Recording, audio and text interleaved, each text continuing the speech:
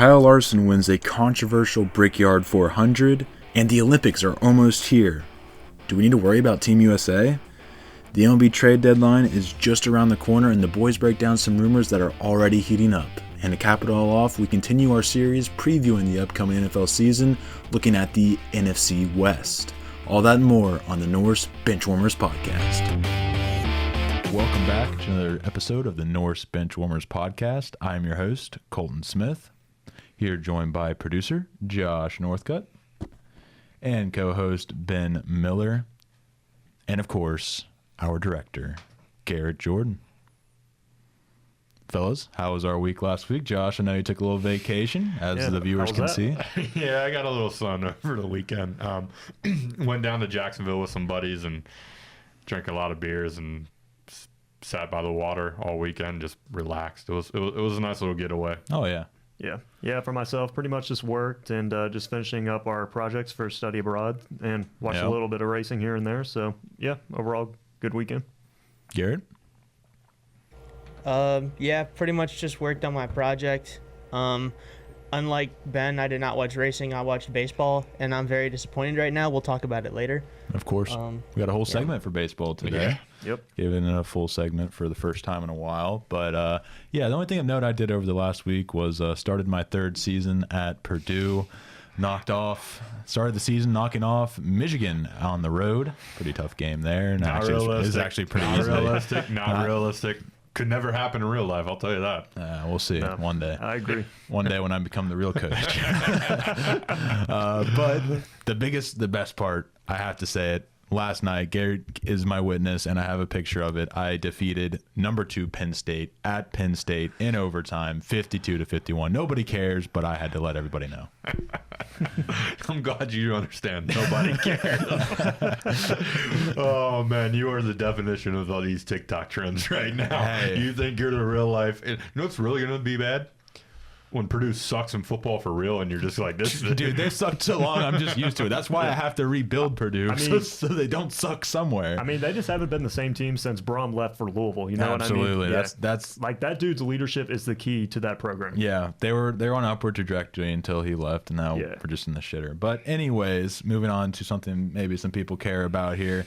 NASCAR, we had a very disappointing Indy finish, or I mean, to me at least, it was disappointing. I think fans probably liked it, but Kyle Larson won the race. He had the fastest car there at the end, was on the right strategy.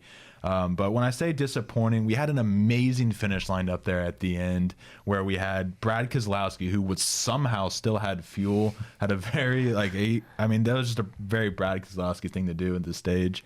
And then you had Ryan Blaney right there behind and Kyle Larson right there behind him. Larson was clearly the fastest. He worked his way through the field on fresher tires. But once you get in that dirty air and you're at Indy where there's no room to pass, it really could have gone either way. We knew Keselowski, so long as he had fuel, could probably hold them off. But then what happens if Brad Keselowski loses fuel? And where does Blaney and Larson shake up? Well, we don't know because Kyle Busch ran out of talent and spun out. And we just got the overtime finish we get 15 times a year. Yeah. I mean, overall, great race, especially that ending, like you mentioned, with Brad Keselowski, Ryan Blaney, and Kyle Larson duking it out with each other for the win. But, I will agree it was kind of a somewhat disappointing finish to that race. I mean, I was hoping that caution did not come out because, like Brad Keselowski, he was literally running out of gas. And sometimes I just think to myself, if it would have stayed green, could he have held on to the win, or was it going to be Blaney or Larson's race if he would have ran out of fuel? But overall, Larson coming back from the field, I think he restarted 23rd and worked his way up through the field. Yeah, he was back outside the top 20 for sure. Yeah, I mean, that was absolutely insane. But overall, congrats to Kyle Larson on this Brickyard 400 win, and especially with everything that happened in May with his double not going the way that he wanted it to be, and to come back and win the Brickyard 400, though, I felt like that was really, really cool to see. He was the obvious pick to win the race, and I don't know why none of us picked him, right? Last week. No. He was the obvious pick. Like, I mean, the man had the most time on the track out of all the drivers, and he's the best driver. So we messed up there. But, I don't think he necessarily had the fastest car throughout the day. It's just kind of how he definitely had one of the fastest cars and had it there at the end. But I mean, throughout the day, it was a pretty well mixed of leaders. I was about to ask. I obviously didn't get to watch the race. Was it good to have the Brickyard back, or did you prefer go back to the road course? Me personally, I prefer the road course. Okay. I know that's kind of a hot take, but I think it produces better racing. More chaotic racing for sure. I have always thought as an Indiana native that the Indy 500, the Brickyard 400 is not a crown jewel race. It is a Indy car crown jewel race, of course. It is a worldwide crown jewel event. For NASCAR, it is not, and we just always want to grab on to that Indy magic. I think it definitely deserves to be on the schedule. It's a market. It's a venue you have to hit. But I've always been indifferent to the oval. I've always thought it never really produced. It produces some interesting strategies, but at the end of the day, an average race is just going to be an average race. And then what about you, Ben? I mean, for myself, it's great to have the Brickyard 400 back. I mean, it is. I would say it's a crown jewel, in my opinion. It's not. It's Daytona, it's Darlington, it's either Talladega or Bristol. Yeah, I mean... we didn't originally race there at Indianapolis. Right. Until like what, the... 1994. The 94. Yeah.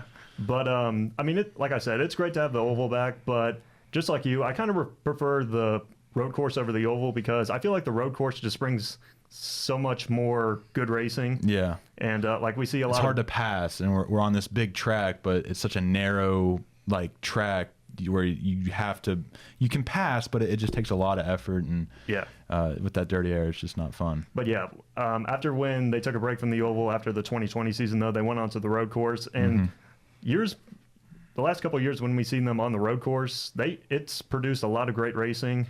We see a lot of guys who not necessarily run up front a whole lot, they be contenders in that race. So I felt like, in a way, I do miss the road course, but overall, great to have the oval back. Yeah. And anyway, just to go over to season standings, since we're at the Olympic break, which I feel like is new. I don't ever remember this happening 4 years ago. But it did. Okay. Because we're on NBC, so NBC wouldn't be able to put out, because they're so focused on the Olympics. All their workers are over on the Olympics right now. Fair enough. All right. Truex is 108 above the cut line. Seems safe, as we were talking about before the show. Yep. Gibbs 42 points up. Buescher now down to 17 points up. Chastain only 7 points up. Wallace is really the only one that's going to be there with the -7. Briscoe's -83. KFB -112. And Gillian -118. Again, they're off until August 11th in Richmond. 4 races remain, with Michigan, Daytona, and Darlington all coming. Yeah, it's going to be a fun race to watch for sure. Here as it wraps up, we get a little break, get to think about it, and come back. Is it August 11th? August 11th, you said, Yep.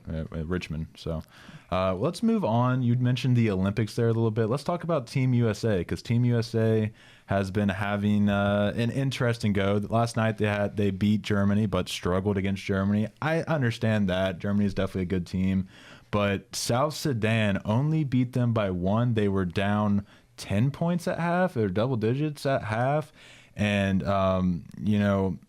is there cause for concern? Were they just kind of looking down at their opponents? What do you guys think? I can answer this very easily. It's an expedition game, right? They weren't playing for anything. Yep. They weren't playing for anything. It was an expedition. It doesn't matter. Okay. When the gold is going to be on the line, Team USA is going to come through. They're beating everybody by at least 10 points. I'm not worried about it. Yeah, Right. I mean, I agree with you there, but I feel like overall in these exhibition matchups, though, that it's crazy that USA was kind of getting challenged, especially with South Sudan. I mean, They actually have a really sneaky team. yeah, they do. But, they were really good from behind the arc. I mean, they were shooting 57% from 3. You're talking about South Sudan or South Team Sudan. USA? Okay.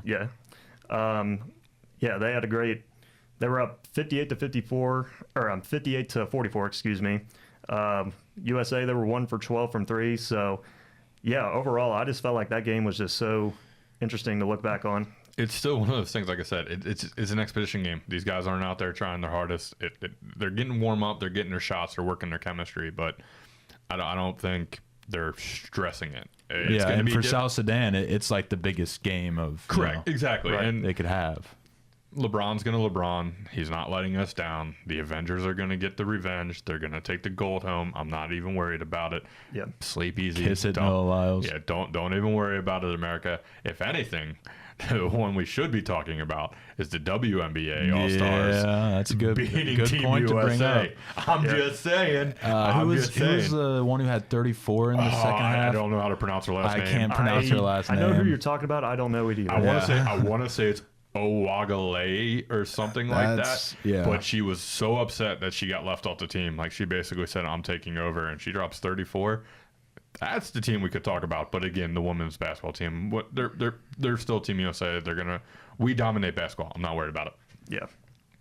I don't know. I'm a little more worried than you guys, but at the end of the day, we definitely have the more talent. One thing I do want to mention, last week we talked about in the 2-minute warning our starting lineups, and I hadn't watched the game, so I didn't really want to give my lineup yet. So I do have it now. Okay. I like Steph Curry at the 1. I like Drew Holiday at the 2 because he's another guy who can take that point guard role, let Steph Curry play off ball. When KD comes in, I think he'll be the perfect punch at small forward. You could probably put Tatum or even Booker. I like what I've seen from Booker so far there at the 3, put LeBron at the 4. And then as far as center goes, it should really just depend upon the matchup. If you want to take advantage of maybe a smaller team, you put Joel down there.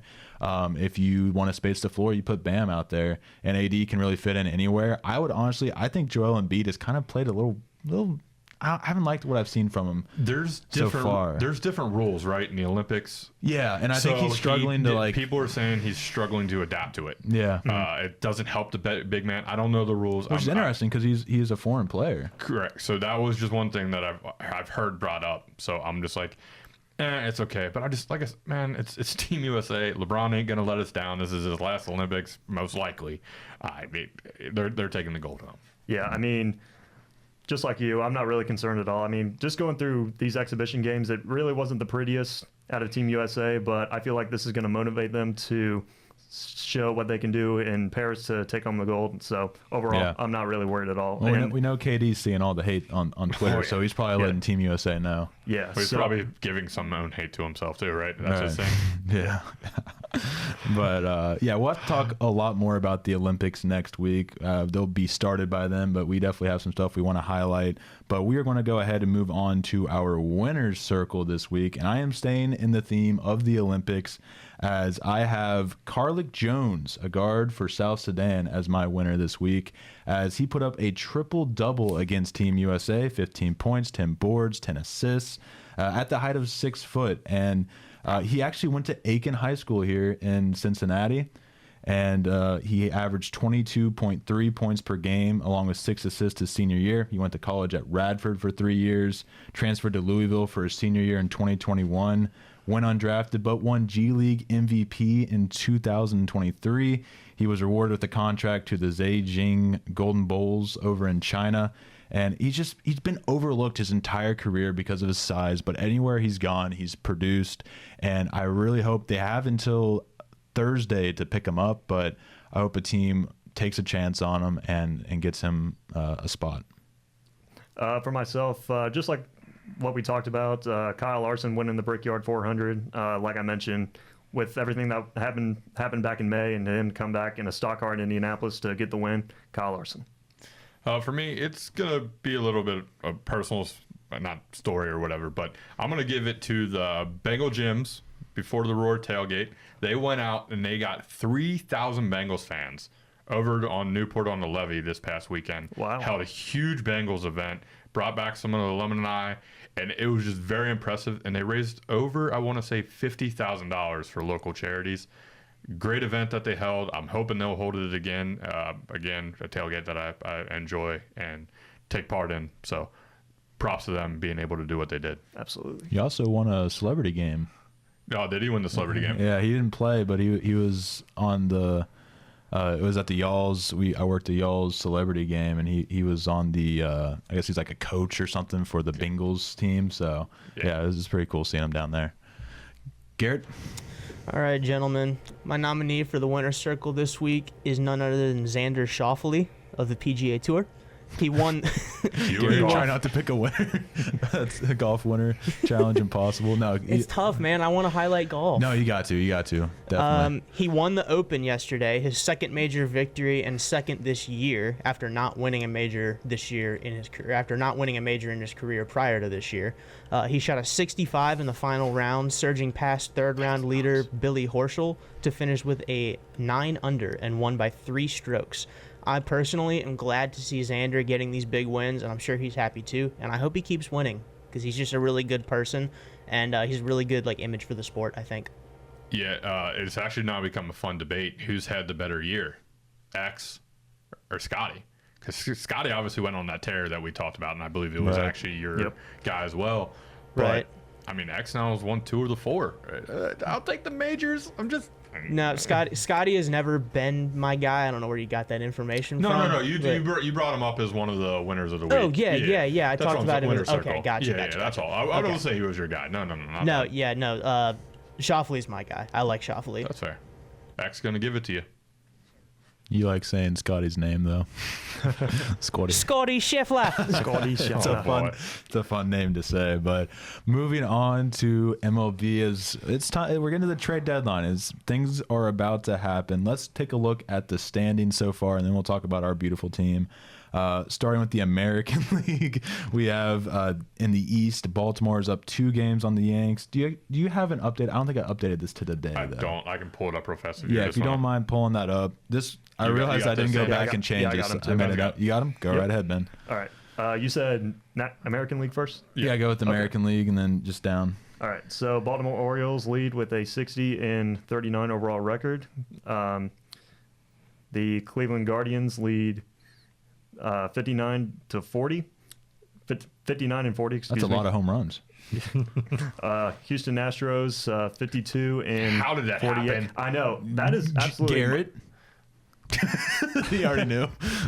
Explain. We talked about it last week, but I'm still upset. You had a chance to just handle it this weekend, and you didn't handle it. You have one job. Do not let the Astros back in it, and you all let the Astros back in it. I'm blaming you. It's your fault. As resident Seattle fan. Yeah. We don't have an offense. I don't know what the answer is. We don't have a guy that's hitting well. Julio was starting to come on, but he just had a really nasty ankle injury, making a catch up against the wall this series against Houston. So we're still waiting on the results from the MRI for that. So I hope that's nothing bad, because if we lose Julio, we're definitely done. But they need to go out at the deadline and get somebody that's hitting the ball. Holy cow, I can't believe I'm saying this. Go trade for Jonathan India. Oh, wow. Seattle trying not to trade the Cincinnati challenge impossible. I know it's been a pipeline for them, but Jorge Polanco has not been the answer at second base. He started out okay, but his bat's just not there. The defense is okay. Jonathan India swinging a hotter bat. I think you have to go get India, especially with his trade value being at an all-time high as it is right now. Yeah, we'll take Julio Rodriguez. Sounds great. Great deal. Yep. Ben, go ahead, continue. All right. Yeah, let's get to the National League. The National League, all right. Oh, so, what are the wild card standings in the AM, the American? What's that looking like? All right, so the wild card, it's the New York Yankees with 60 wins and 42 losses. Minnesota Twins with 55 wins and 44 losses. Kansas City, they are 56 and 45. And just below the cut line are the Boston Red Sox, who are 53 and 46. Seattle Mariners. Yeah, I was going to say, I didn't hear in the wild card. Sorry, Garrett. Poor Garrett. But, the Mariners, they're 53 and 49. Tampa Bay Rays, 50 and 50. So, yeah, overall, great matchups here. Yeah, it's going to be, we're going to talk about it here in a sec, but it's going to be interesting to see who's the buyers and who's the sellers. Mm-hmm. Because with the extra wild card game or spot, there's more people who want to buy because they think they have a chance, especially in the wide open AL right now. Yeah, no kidding. I'll be interested to see what happens on who's the buyers, who's the seller, because one of those teams you talked about is rumored to be seller, but we'll talk about them in a little bit. Yeah. But back to the AL real quick. I just want to give a quick comment to the Houston Astros. I mean, this is a team that I had. Don't compliment them. Why are we complimenting the cheaters? Go ahead, though, Ben. All right. But, I mean, just about a month ago, they were, hang on, I got to pull it up here real quick. June 18th, they were 33-40, 10 games behind Seattle. And then today they sit atop of the standings with a 52-48 overall record. So overall, just absolutely insane. Ben, you're hurting me. I'm sorry. I can literally hear you Just rubbing it in. I'm sorry. I didn't mean to be that, All right, that guy. so what about the NL, though? All right, so NL leaders, we got the Philadelphia Phillies, arguably the best team all season with Bryce Harper. They have 63 wins and 37 losses. Los Angeles, 60-41. Milwaukee Brewers, 57-43. And for the wild card, we have the Atlanta Braves, 54-45. St. Louis Cardinals, 52-48. New York Mets, 51-48.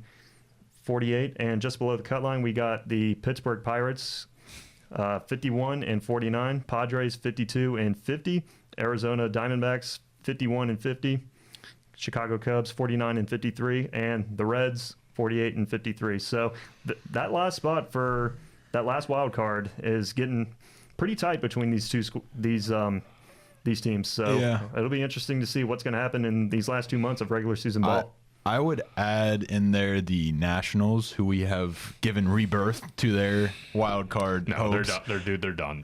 They just beat the Reds. That's all. Hey, Josh. And the Josh. Giants are also only 4.5 games back. I'm listening. Josh, I want to point something out to you. So obviously the Reds just got swept by the Nationals. We'll talk about it in a little bit. I mean, we're Looking at the pretty much there. looking at the wild card standings, the Nationals are only a half game back of the Reds in the wild card Yeah, standings. that's what So I was saying. the Nationals, we literally let the Nationals back into this race. We that's had a what I chance. said. The Yeah, Reds that's had what the I Reds Thank had you, a, Garrett. the Reds had a chance to bury them, and they did not. I get it, but I'm still calling them dead. I'm not worried about them. But there is a team that you just mentioned in there that I'm telling you, who needs to be buyers. And if they're buyers with the pitching staff they have, I'm telling you they can win the NL. And it's a bold take, and it's a hot take, and I'm literally going to feel like somebody's going to call me crazy, but it's fine.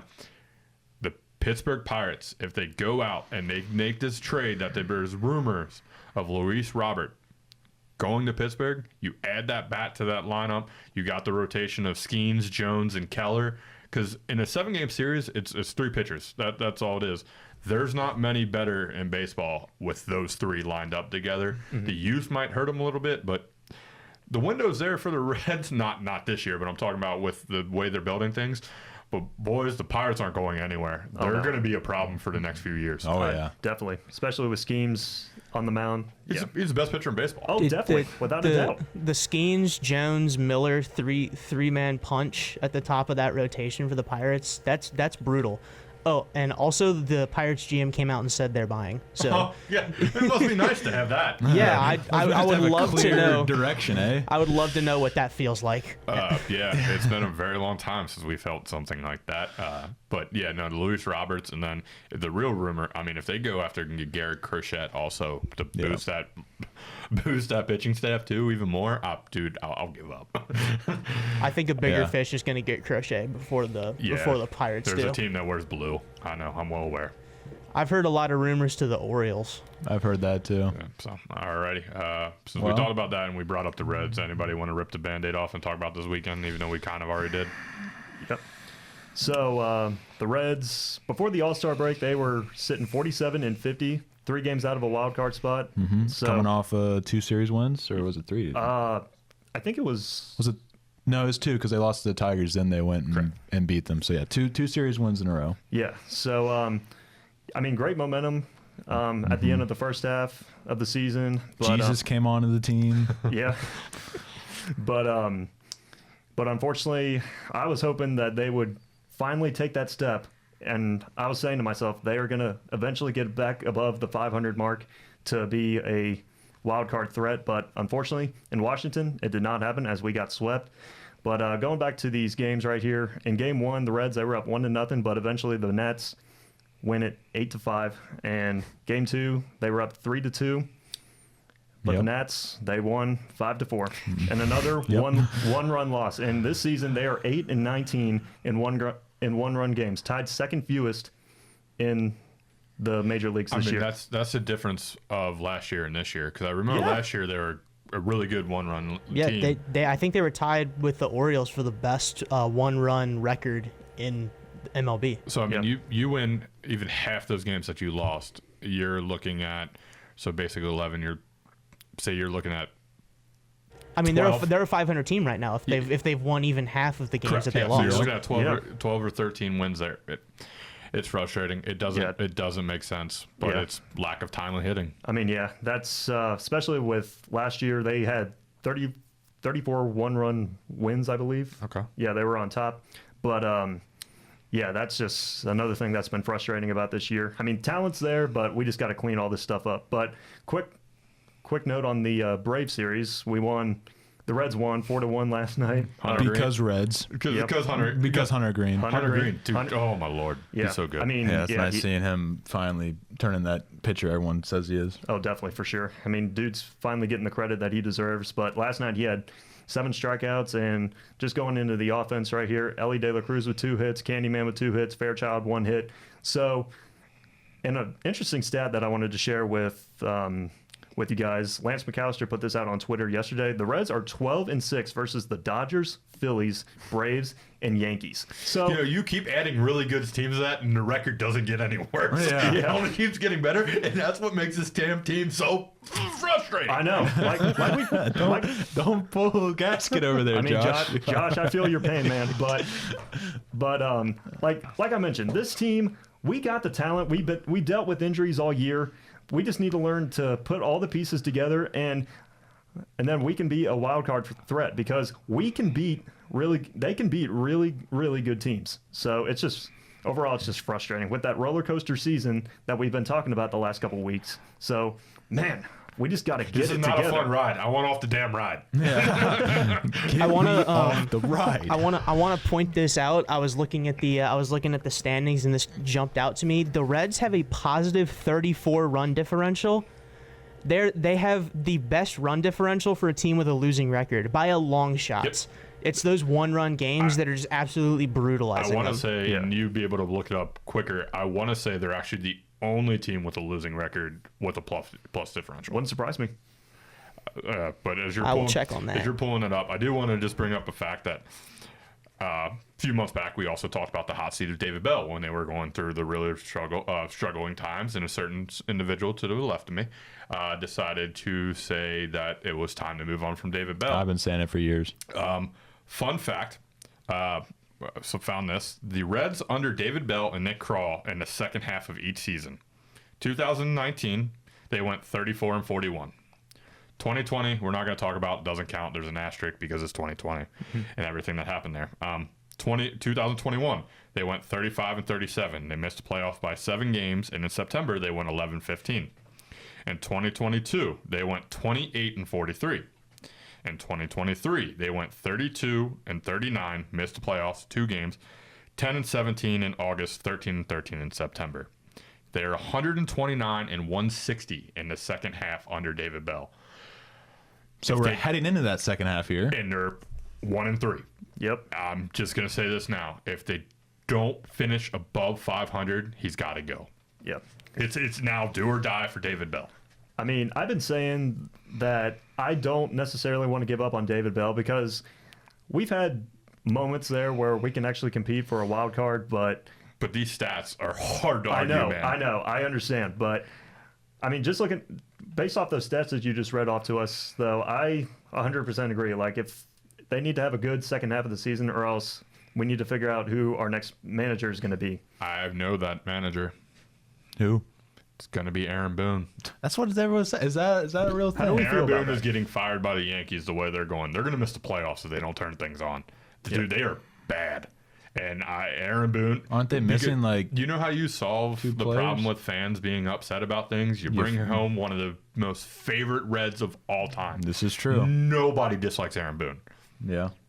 Aaron Boone will be the next manager of Cincinnati Reds. And do you like that decision? Jury will be out. Jury will be out. Jury will be out. Because if you can't win with the Yankees, I'm a little bit concerned. But I don't know. I mean, I like Booney. It would probably end up with Sean Casey possibly coming back also on the payroll. It's a Cincinnati thing. You bring these former players back, everybody falls in love with them, and we all stop complaining for a little bit. Yep. Yeah. I would maybe like somebody with some winning experience, but I don't know who else would have to be out there. I'd have to dig deeper and look into this, but I just have a gut feel how you solve the problem you have with your fans of, where else you gonna go? Well, I can tell you where else I'm gonna go. But Yeah. Fact check on your question from earlier, Josh. Yes, sir. Technically, there is another team, but they're not that great. The Detroit Tigers are a game under 500 and have a positive run differential of 3. So, So not even close. technically, there's another team, but they're nowhere near the league that Cincinnati find themselves in. Right. Huh. Yeah. You know what? I'll go ahead. We know about the Tigers. Does anybody else have anything else to say about the Reds before we move on? No. Nah, I'm good. Because I was going to move on to the trade potential. Yeah. So I have some, or you want to talk about Cincy trades? I did want to bring up one ahead. person. Since we just talked about the Tigers.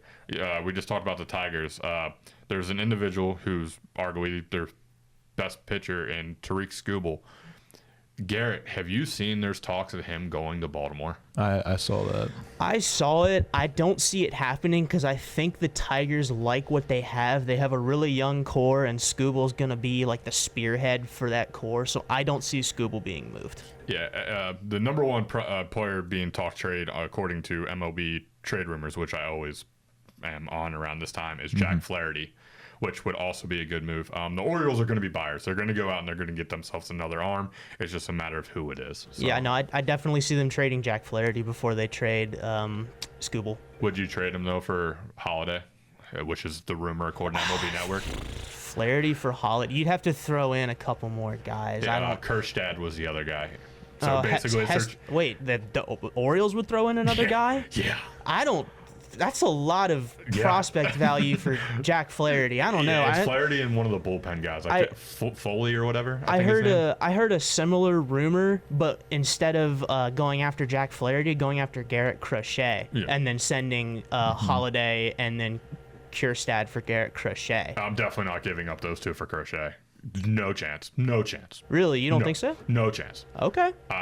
First off, I'm not trading probably Holiday if I had a choice after talking to my buddies who know baseball a lot better than me.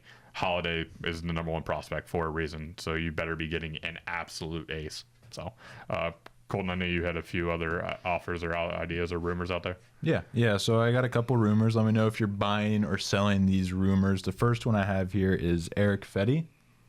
Eric Fetty is getting interest from the Brewers and Guardians. Do you buy that they will make a deal, or you think he's staying in Chicago?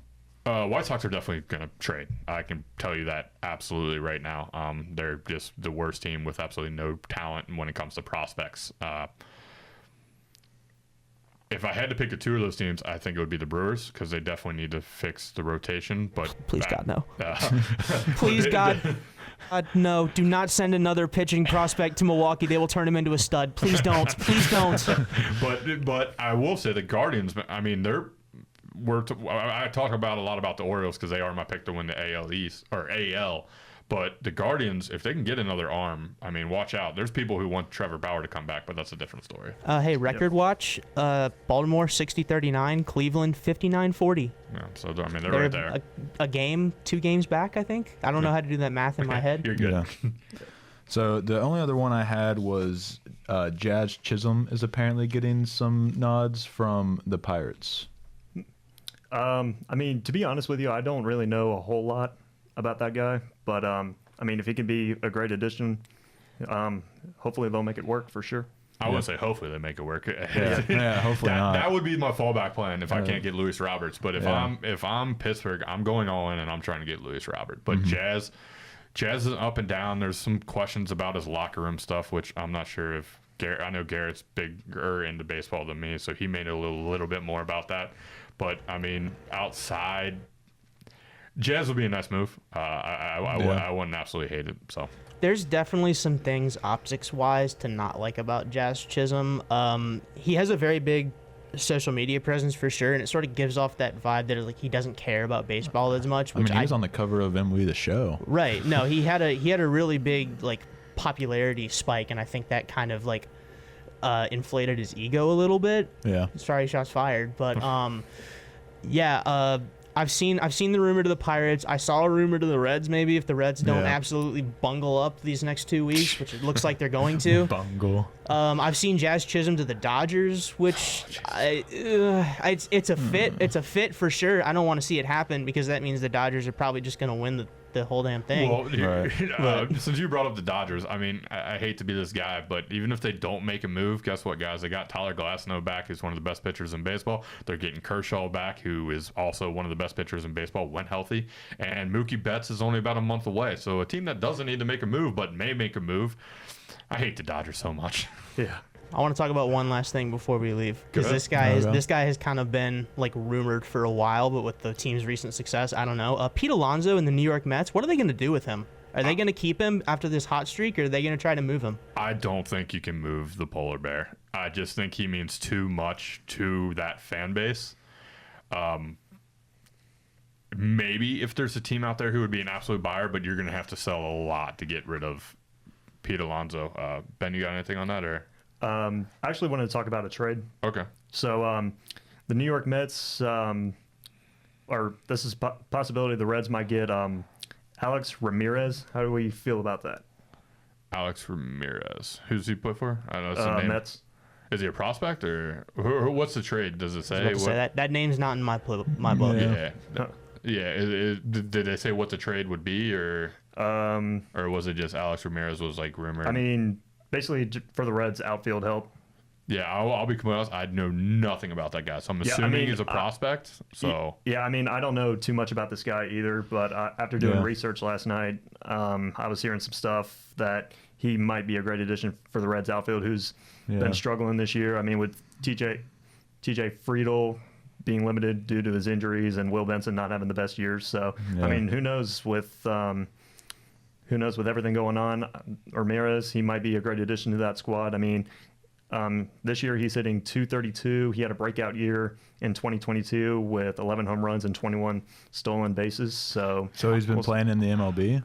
No, I'm looking at his stats right now. He's currently in AA. Okay, for the New York Mets. So he'd be a prospect. Okay, that makes sense. Gotcha. Yeah, I was like, I've never heard of this guy. And if me and Garrett are both stumped. When Garrett was stumped, I was like, hold up, wait a minute, something ain't right. Yeah. But Garrett, it is time to throw it to you for the triple threat trivia. I wonder what our question will be today. All right, gentlemen, I have a pretty good one for you. And since we talked about baseball, it's baseball themed. Let's go. Josh has a chance. All right. I want to preface this. At last check, the White Sox are far and away the worst team in baseball. Yes. They're currently sitting at 27-75 and are on pace for 45 wins this season. That's the worst in franchise history and one of the worst records in the league historically. My question to you guys is, since the 2000s, which team has had the worst single-season record in baseball? I'll give you a bonus half point if you can give me the win total. Okay, so you said since 2000? So it's not like from 2000 to now who has the worst overall record. Who had the worst season? Who had the worst season since the 2000s? I think I know the exact answer, so I'll let the two of them guess first. Okay. I'll definitely get it on two guesses, I'll tell you that. Is it the Orioles? Is the what? Orioles. Orioles? No. Sorry. No. No, it is not the Orioles. I'll even let you guys guess twice. Yeah. What was the hint again? No hint. No hint yet. So I know the answer already. So just guess a team who has been horrible over the last 24 years. The last 24 years. Man.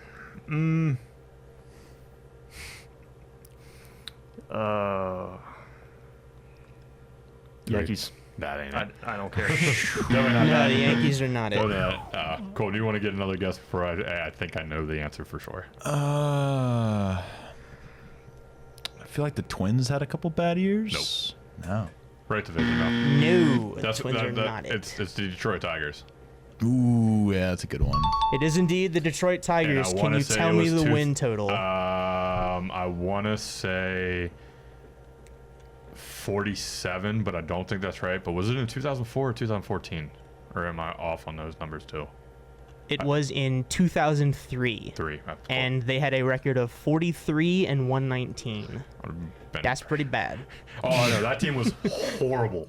I very much remember that team absolutely dog boo-boo. All right, so a point for Josh. I was 1 year old. Yeah, 1 year old. Yeah, I knew that one instantly because it's been the talk for the White Sox because how bad they are.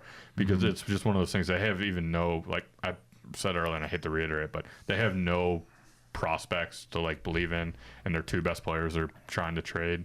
It's just one of those things. But before we move on to football, can I throw one more question out to Garrett? Yep. We haven't had a chance to talk about it. The Reds kind of surprised a lot of people, took Chase Burns number 2 overall in the draft. Also now have made him the highest guaranteed rookie contract in baseball history. Yes, more than Paul Skeens. What is your thoughts on that?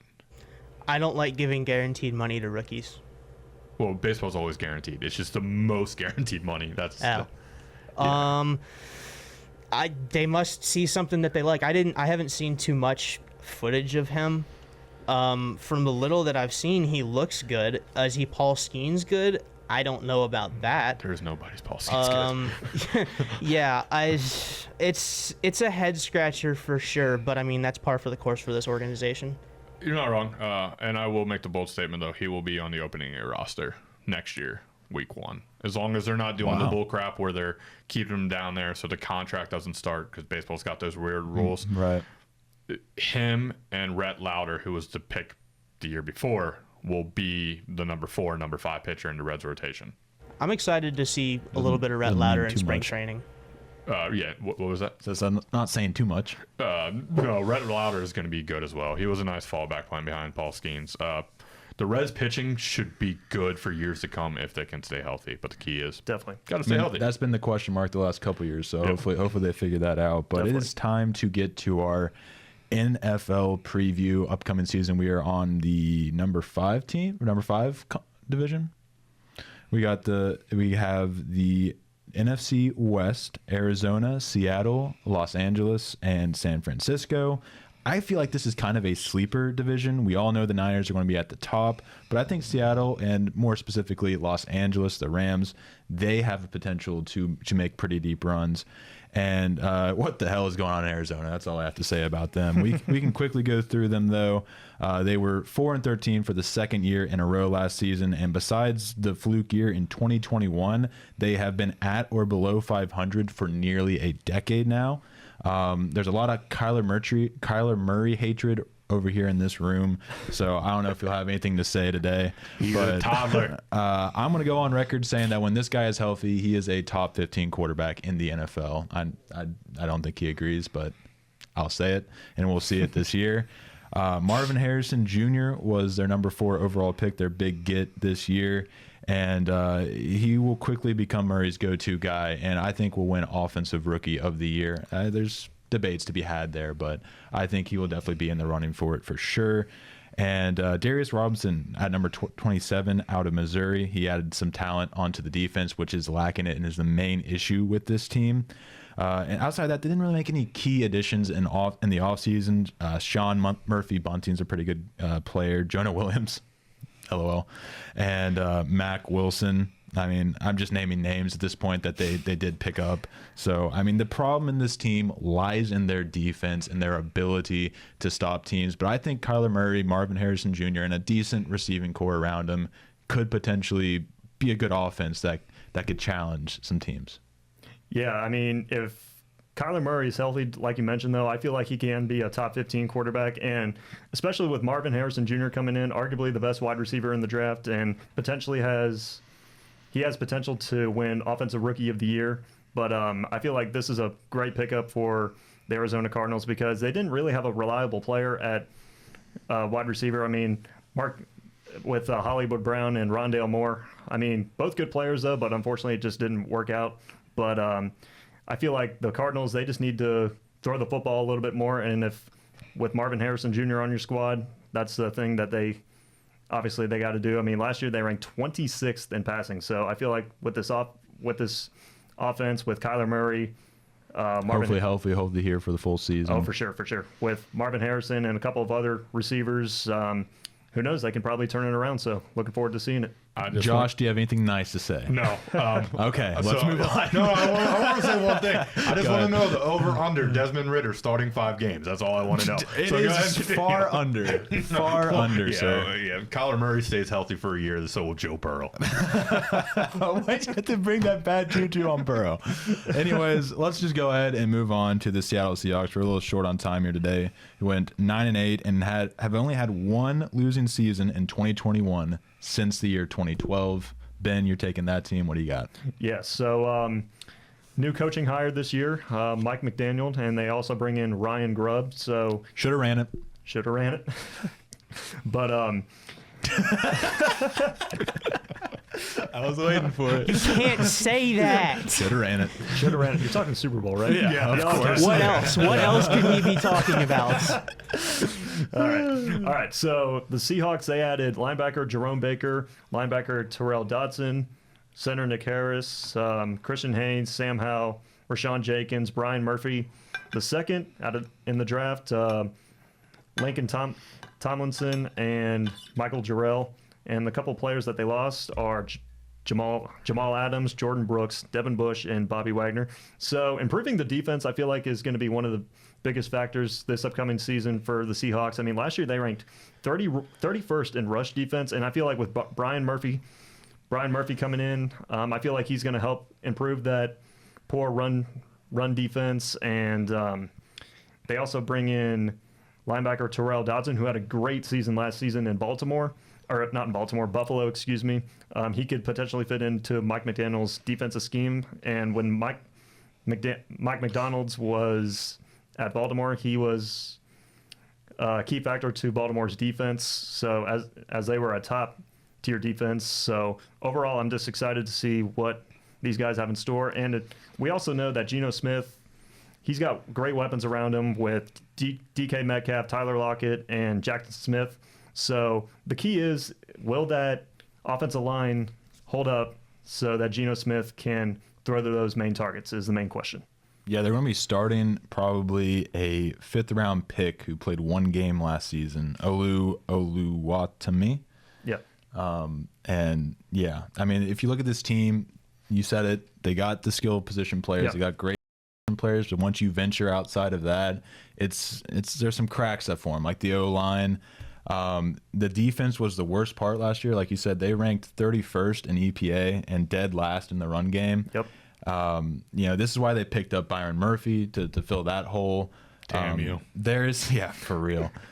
There's some potential in this defense, but it's just a matter of the players living up to it. The cornerbacks are great, but could be better if the pass rush takes some pressure off of them. Mm-hmm. So I think it's going to just take filling up some of those cracks that hopefully fill up other cracks, and hopefully a good coach that can bring it all together. Yeah, I feel like with that coach coming in, I feel like his leadership will probably be the difference. Sorry, Josh. You're good. I just was waiting to talk about my Michigan boy. I was just waiting to talk about Mike McDonald. Yeah. He was Baltimore's last year, but he also was the one who innovated the Michigan defense and helped create what it was before Minter took over. Mike is a very good coach. It's basically in his blood. It's what he does. He's very young.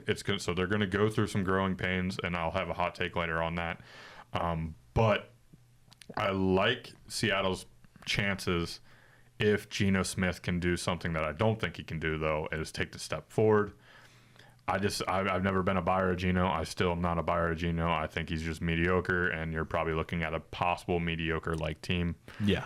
I would agree. I think the biggest loss in this offseason is Bobby Wagner, that leadership. Yep. And another loss that doesn't get talked about, since we were talking about quarterbacks, Drew Lock. I can't say that. I still don't understand how this man hasn't got a chance to be an actual starter in the NFL, but that's just me. I think. Where did he end up at? He's now backing up Dookie boy and the Giants. Oh, so he might end up starting. Yes. I mean, it wouldn't surprise me one bit. So, that's my take on that wonderful team. But let's talk about some Rams. Let's look at the Rams, because I do like what I saw from this team. Last year they finished 10-7, finished the year 7-1 when everything kind of came together. They gave the Lions a run for their money in the wild card, coming off a banger draft with 2 instant impacts in Puka Nacua and Kyron Williams. Seemingly pumped up some young blood into a team that looked like it was on its deathbed after selling its soul for a Super Bowl. They've kept that offense intact, slotted in some depth in the O-line, and through the draft and free agency, they tackled the impossible task of replacing Aaron Donald, and I don't know if we'll see if that actually happens, but they drafted Jared Verse, who should form a nice young duo with edge Byron Young. They then moved to Brandon Fisk, the direct replacement to Donald. And is the defensive line going to be as good as last year? No. Will it be a liability? I don't think so at all. But the biggest hole in this defense last season was the secondary, and they addressed that more in free agency, getting Tre'Davious White, not Travion. I get my names mixed up there. Tre'Davious White and Darius Williams. I like both of those pickups there, assuming White can stay healthy. He has the golden opportunity to flip the script on his career with that. They also upgraded at safety, adding Cameron Curl.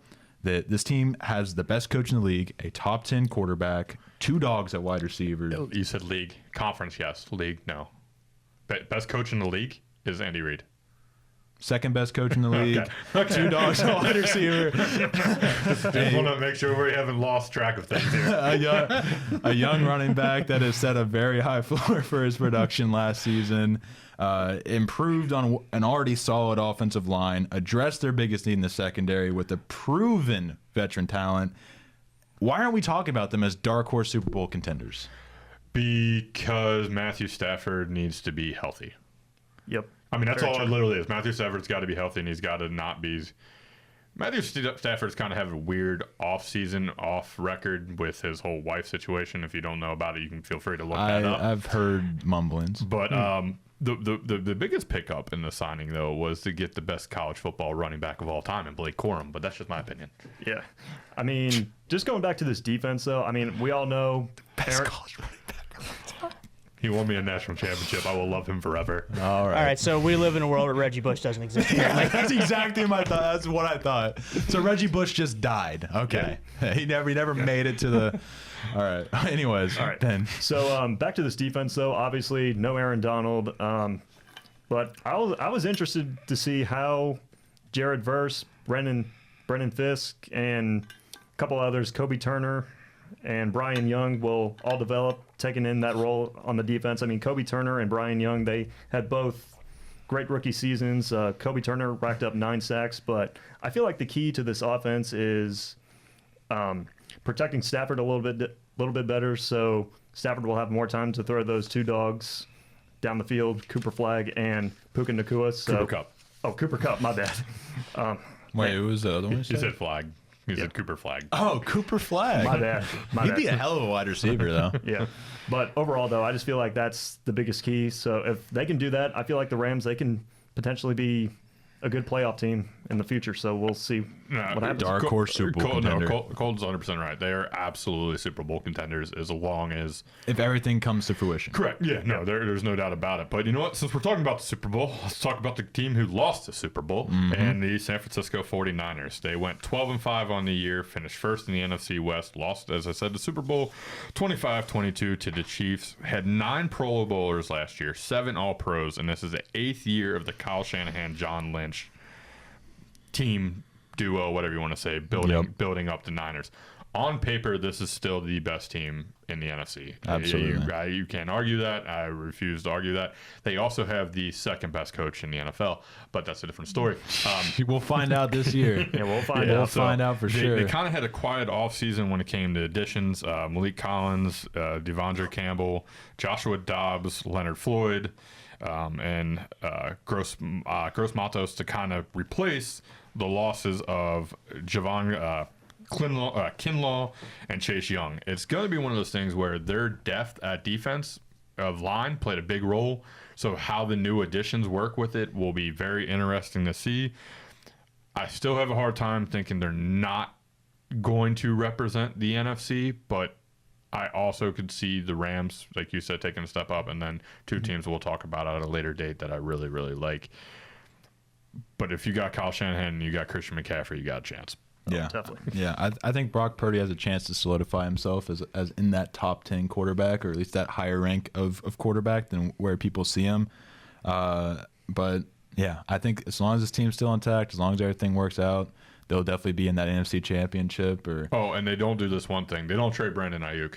Yeah. Sorry, get over yourself. Yeah, I don't. I want to trade it. I don't want to trade it. I want to trade it. I want to trade it. You're playing for the freaking Niners. It's Shut like, the hell up. I don't see any team that's going to have anything that the Niners are going to require something that's going to help them now. They're not going to want to pick for Brandon Ayuk. Exactly. They're going to want a replacement for Brandon Ayuk. Correct. And nobody's got that. Nobody's got that. So yeah, completely agree. But it is time for us to move on and bring in our 5th member of the group, Phil, for Phil's hot takes as we get an interesting shot there of our monitor.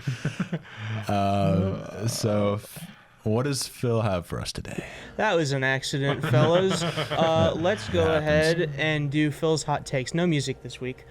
That's okay. Let's go ahead. We're playing it in our head. Let's go ahead and hear Phil. What did Phil has to say? My NFC West hot take is that Marvin Harrison Jr. will break the rookie receiving yard record, marking it being the 4th time broken in 5 years. Yeah, if I'm being honest, this is a lukewarm take to me. Like, I don't necessarily see it happening, but I could see the argument for it. How's the toddler going to throw the ball that much? Oh my freaking God. Man, such a Murray hater, aren't you? I mean, he threw it to Hopkins just fine. True. This is also true. I mean, in a way, that is kind of a tough debate. I mean, it wouldn't surprise me to see it happen. I mean, we all know the type of player Marvin Harrison Jr. was at Ohio State. So with him coming into the league, like I said, I feel like he has potential to be the offensive rookie of the year. But it'll kind of depend, like we talked about, how if Kyler Murray can stay healthy. Yep. And eventually the Cardinals, they got to work on that passing game. Like I said, they ranked 26th last season. So it'll be interesting to see if they can try to flip that page and throw those lobs to Marvin Harrison Jr. because they're going to need it for sure. Well, the only thing I would say about the 26th in passing rating, they had, or passer, was it passing rating or just passing in general? Passing in general. It would just be that they had Josh Dobbs as their quarterback for the first half year. He did an okay job, but Josh Dobbs. So yeah. Anyways, let's go ahead and talk about our predictions in terms of the standings. I guess I'll go ahead and start. I have Arizona at the bottom with a 5-12 record, and then Seattle finishing 8-9, still just kind of just at that mid, just flipping from last year. And then I have the Los Angeles Rams finishing with a 12-5. I think they'll be pretty good throughout the entirety of the season. They won't have that flip-flop of a year like they did last year. And then at the top, I have the San Francisco 49ers finishing 13-4. For myself, I'm going Cardinals. They will go 7-10. Seahawks will go 9-8. Rams will go 11-6, and the 49ers will go 12-5, and will repeat as NFC West champions. I've got the Seattle Seahawks finishing last place in the NFC West. Okay. That's that's a very interesting hot take coming from hurting me. Arizona's biggest hater. Cardinals finishing third, Rams finishing second, Niners finishing first. I feel like this is honestly the easiest division to predict what's going to happen. It's two really dominant teams who can be Super Bowl contenders, and it's two teams that are going to be floating in the bottom looking for possibly Carson Beck at starting quarterback next year. So I'm curious. I know you didn't go through and look at the schedules, but like off the top of your head, what are your wins for? We're overriding you on this one. Okay, all right. The alarm's going off, my friend. You 2 know what that minute means. warning. It's 2 minute warning. 2 minute time. warning. And I already realized that we kind of spoiled one of our 2 minute. I was thinking, wait a second, that's a question for today. So anyway, 2 minute warning. Here we go, gentlemen. NFC West breakout player, Ben. Maserati Marvin Harrison Jr. Colton. I got with whatever random gem the Rams pulled in the draft this year. That's pretty fair. That's a pretty fair answer right there. For me, I love Fisk, and I think he's going to be a rookie All-Pro, potentially defensive rookie of the year. I love what Fisk is going to bring to the Rams. Who is the second best head coach in the NFL? Me and Colton already gave our answer. Ben? Kyle Shanahan for me. Smart answer. Favorite non-traditional Olympic sport? For me, I will go to the Winter Olympics. I love curling. Oh, if we're going to Winter Olympics, I would go bobsledding. I don't know why. That sport. Bobsledding, dude. It just hits something, you know. So yeah, it's this went all Olympics. You didn't characterize. Yeah, so. yeah. If I were to do Summer Olympics, I always like the water sports, rowing or sailing. I don't know why. That always seems to be just a chill vibe. But Ben, what do you got? For me, when it comes to Summer Olympics, I like swimming. Swimming. Fair enough. Yeah. Garrett, you got a take on this one? I like the long jump where they do it on the skis because that's always fun to just watch them do those silly poses as they go like soaring through the air. I don't know. That's funny to me. Hot take. Cold take. I kind of like the Winter Olympics more. Oh, definitely. Winter by far. Because I feel like the summer is just sports we already watch anyways for the most part, and there's some other ones thrown in there. But you get the winter, you're watching those extreme sports. Makes sense. I love Makes the sense. winter. And then last question: pre-Olympic break NASCAR champion. Kyle Larson. Ryan Blaney. I think he's going to turn a corner here and go back to back. Ooh. I'm telling you right now, he keeps finishing in second place, but the man's going to finally win a race. It's going to be Tyler Reddick. That's not a bad take. I should have thought about that one a little bit more. Yeah. I mean, would not surprise me one bit. But that'll do it for this episode. This episode went by fast. It really did. I was not ready for that. But so if you guys did enjoy, be sure to leave a like, hit that subscribe button. Thank you all for listening. Be sure to follow us on X at NorseBWPod and hit that subscribe button so you can be put into our 100 subscriber giveaway. And thank you all for joining the show. Thank you, Garrett. Thank you, Bill, and NKU Media Services, that all of you do, making this show better each and every week. And yeah, that's all we got. We'll see you in the next one. Peace out.